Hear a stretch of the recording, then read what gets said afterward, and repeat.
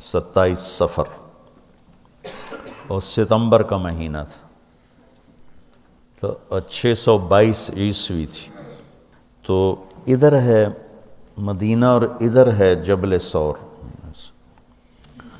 تو ابو بکر نے عرض کی میں نے ایک غار ڈھونڈ رکھا ہے، پہلے وہاں چلتے ہیں، تو جب ہماری تلاش ذرا رک جائے گی پھر ہم نکلیں گے۔ تو اللہ کے نبی پنجوں کے بل چل رہے تھے، پنجوں کے بل، پنجوں کے بل اس لیے چل رہے تھے کہ پاؤں کا نشان دیکھ کر کھوجی پیچھے نہ پہنچ جائے۔ تو یہ کوئی مکہ سے غار ثور 3 میل تو آپ ایسے جا رہے تھے ایسے۔ ابو بکر کبھی آپ کے آگے چلتے کبھی پیچھے چلتے، کبھی آگے چلتے کبھی پیچھے چلتے۔ تو آپ نے پوچھا یہ کیا کرتے؟ کبھی آگے کبھی پیچھے۔ تو کہنے لگے اخاف الرصد فامشی امامک، اخاف الطلب فامشی خلفک۔ جب مجھے یہ خیال آتا ہے کہ کوئی آگے چھپا ہوا حملہ آور حملہ نہ کر دے دشمن تو میں آگے ہو جاتا ہوں، جب مجھے خیال آتا ہے پیچھے سے کوئی پہنچ نہ جائے تو میں پیچھے ہو جاتا ہوں، اس طرح۔ تو آپ نے بہت شکریہ ادا کیا ان کا۔ جب پہاڑ پہ چڑھنے کا وقت آیا تو آپ کی انگلیاں زخمی ہو گئی تھیں ایسے چلتے چلتے۔ تو ابو بکر نے آپ کو کندھے پہ بٹھایا اپنی کمر پہ، اور غار جبل ثور ایسے سیدھا پہاڑ ہے ایسے، میری آج تک ہمت نہیں ہوئی چڑھنے کی، حالانکہ کتنے سالوں سے اللہ لے جا رہا۔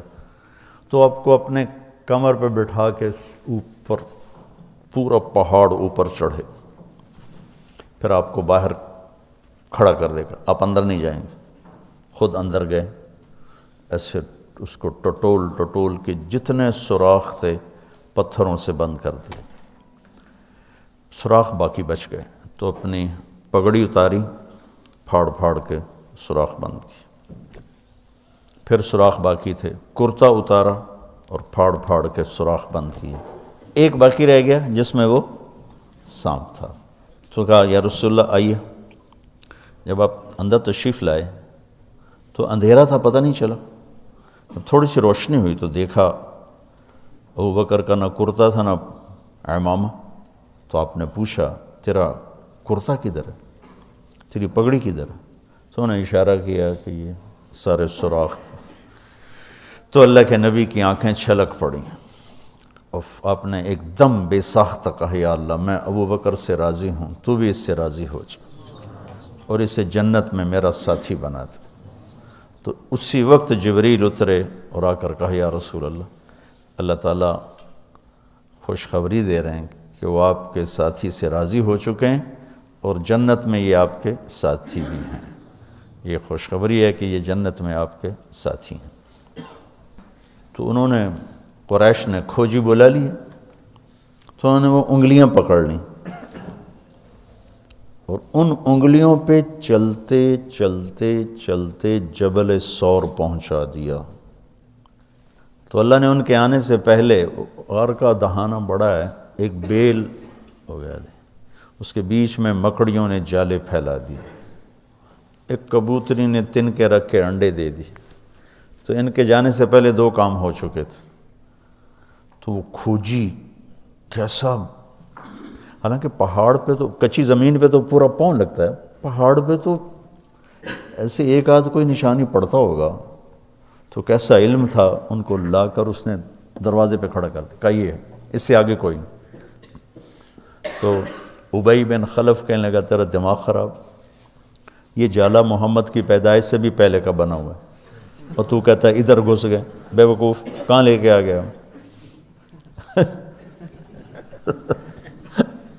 اب ابو بکر ڈر رہے تھے کہ یا رسول اللہ اب کیا ہوگا؟ تو آپ نے کہا ما ظنک باثنین اللہ ثالثہما، جن کا اللہ ساتھی ہو ان کو کیا پریشانی۔ تو امیہ بن خلف نے وہیں دروازے غار کے منہ پہ بیٹھ کے اندر منہ کر کے پیشاب کیا، اب دونوں سامنے بیٹھے تھے۔ تو آپ نے مسکراتے ہوئے فرمایا دیکھو اگر یہ ہمیں دیکھ سکتے تو یہ یہاں بیٹھ کے پیشاب کرتا۔ تو انہیں آرام سے وہاں پیشاب کیا، وہ سامنے بیٹھے تھے دونوں اللہ نے بیچ میں پردہ ڈال دی۔ قرآن ابوبکر صدیق کے اندر کے جذبے کو بتاتا ہے، لا تحزن، لا تحزن۔ قوم موسیٰ جب سامنے پانی اور پیچھے فرعون، تو ان کے جذبات کی ترجمانی کرتا ہے انا لمدرکون، انا لمدرکون۔ 40 برس کی صحبت اٹھائی ہے دو نبیوں کی، ہارون اور موسیٰ۔ وہ کلیم اللہ ہیں، پہلے رسول کلیم اللہ، رسول تو ان سے بھی پہلے تھے، کلیم اللہ پہلے کلیم اللہ ہے، اور 4 بڑے انبیاء میں سے ایک ہیں، ابراہیم، موسیٰ، عیسیٰ، نوح، اور 5ویں ہمارے نبی سب سے بڑے۔ تو جب آگے سمندر اور پیچھے فرعون، تو ان کو اپنے نبی کی کوئی فکر نہیں رہی، نہ موسیٰ علیہ السلام نہ ہارون۔ انا میں غور کرو، اور لام پہ غور کرو، ایک انا اور لام، اس کا ترجمہ میں یوں کیا کرتا ہوں کہ کہنے لگے موسیٰ تو نے مروا کے ہی چھوڑا ہمیں، آپ کا کیا بنے گا، اب کیا ہوگا، آپ کی جانوں کو خطرہ ہے، ہم مارے گئے، ہم پکڑے گئے۔ تو آگے موسیٰ علیہ السلام نے اتنی شدت سے کہا کلا۔ کلا کا ترجمہ میں یوں کیا کرتا ہوں کہ ہو تسی اسے لیک کہ یا تسی پانی ڈوب جاؤ یا تو فرعون لتر مارے، لیکن ان معی ربی، میرا رب میرے ساتھ ہے، مجھے بچائے گا تو میری تو فعل تم بھی بچو گے۔ تو انا لمدرکون ان کے ذہن کی عکاسی کرتا ہے، پستی ذہن کہ صرف اپنی پڑ گئی، اور لا تحزن عکاسی کرتا ہے کہ ابراہیم ابوبکر اپنی جان کا اگر خوف ہوتا تو لفظ آتا لا تخف، انہیں غم لگ گیا اپنے نبی کا کہ اب میرے نبی کا کیا ہوگا۔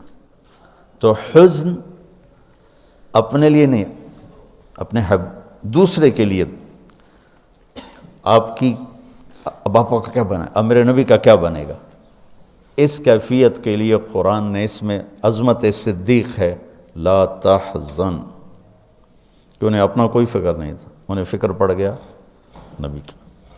تو انہوں نے کہا ان اللہ معنا، اور ان اللہ معنا صدیق کو بھی اپنے ساتھ لے لیا، تیرے میرے دونوں کے ساتھ اللہ ہے، فکر۔ موسیٰ علیہ السلام نے صرف اپنے آپ کو لیا ان کے اس جملے کی وجہ سے، ان معی ربی، میرا رب میرے ساتھ۔ تو یہ یعنی اس امت اور اس امت کا فرق میں آپ کو بتا رہا ہوں کہ دونوں لفظ قرآن میں ہیں، سبحان، کیا کمال ہے۔